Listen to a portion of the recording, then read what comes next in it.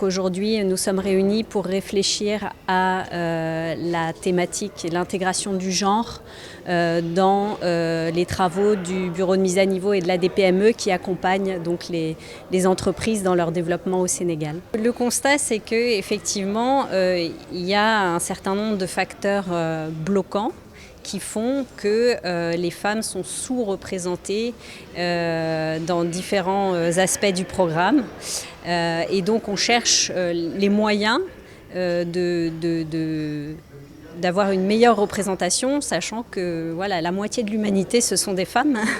Et donc on ne fausse pas la réalité, au contraire, on essaie de rattraper la réalité et de mieux intégrer les femmes à égalité avec les hommes dans la vie économique, puisqu'on constate que finalement nous avons très peu d'entrepreneuses, de chefs d'entreprise, et donc on veut aussi mieux diffuser l'information auprès d'elles pour qu'elles voient que c'est possible aussi en étant une femme de réussir dans certains secteurs. On a évoqué ce matin des exemples, par exemple dans le secteur du riz, qui est quand même assez masculin, où on a vu des bénéficiaires, en particulier une bénéficiaire du programme qui est une femme et qui a sa place et son importance dans le secteur du riz. C'est un projet qui fait partie d'un très grand programme qui est au-delà des aspects de mise à niveau des entreprises et d'accompagnement par le BMN et la DPME, traite aussi de formation professionnelle. Donc on travaille aussi avec le ministère de l'Emploi et de la formation professionnelle. Au total, sur l'ensemble du programme, donc c'est une enveloppe de 40 millions d'euros que l'Union européenne a amené.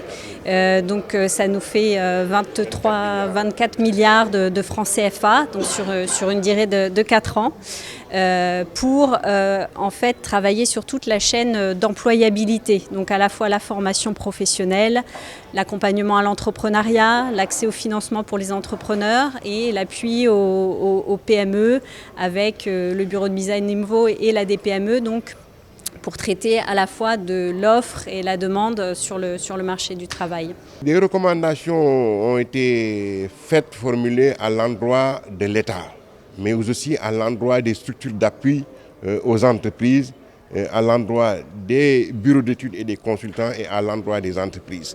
C'est parce que tout simplement on a constaté que la problématique du genre n'a pas été suffisamment, en tout cas, présente dans l'élaboration de certains projets, dans l'élaboration de certains budgets, dans l'élaboration de certains programmes.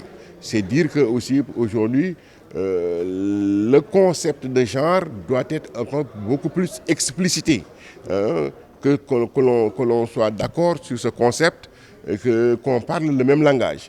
Là aussi, c'est une recommandation qui est revenue. Je pense aussi qu'au niveau des formations, les structures qui sont chargées de dispenser les formations doivent intégrer dans les modules de formation cet aspect-là pour mieux apprécier comment dispenser la formation à des personnes pour aussi viser l'équilibre entre hommes et femmes.